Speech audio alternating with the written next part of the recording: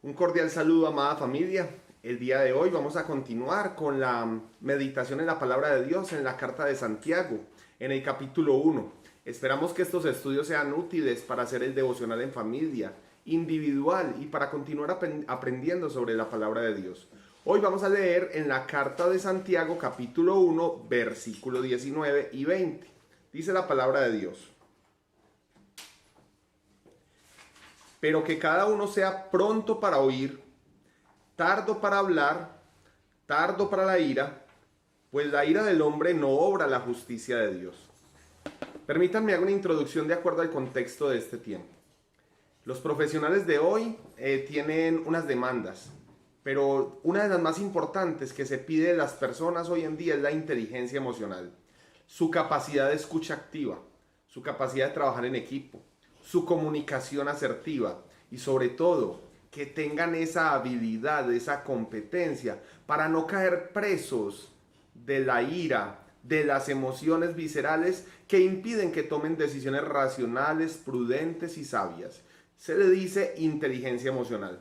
De hecho, en los últimos tiempos hay un escritor que ha ganado mucha relevancia y ha hecho publicaciones en Harvard y en revistas bien prestigiosas. Se llama Daniel Goleman, hablando de esto. A mí me llama mucho la atención porque Santiago, desde el principio, desde los comienzos del establecimiento de la iglesia cristiana, cita mucho el Sermón del Monte y los Proverbios. Y esta carta de Santiago, de Jacobo, posiblemente tiene ese contenido de sabiduría del Señor Jesucristo y establecido también en el Antiguo Testamento. Y allí nos dan estos tres consejos. Todo hombre sea pronto para oír.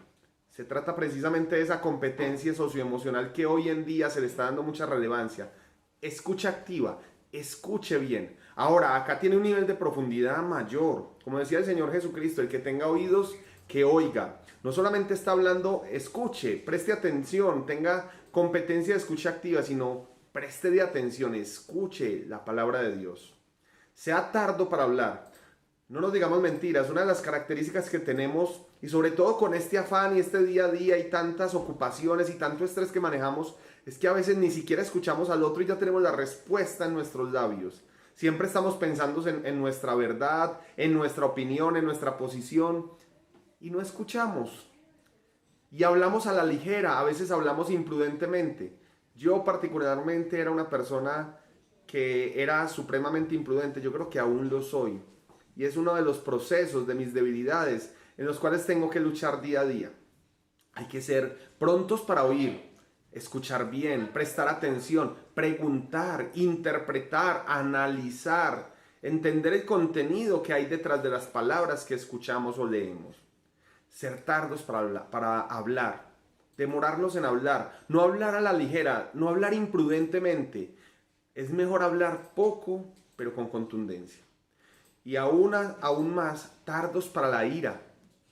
Hay algo en nuestro cerebro que evoca esas experiencias pasadas donde nosotros inconscientemente tuvimos peligro. Entonces, cuando escuchamos un grito, cuando escuchamos una burla, cuando escuchamos una agresión, cuando escuchamos algo que relacionamos con alguna de esas experiencias pasadas o tal vez heredadas, reaccionamos de manera violenta, reaccionamos emocionalmente, posiblemente con un grito o una mala decisión.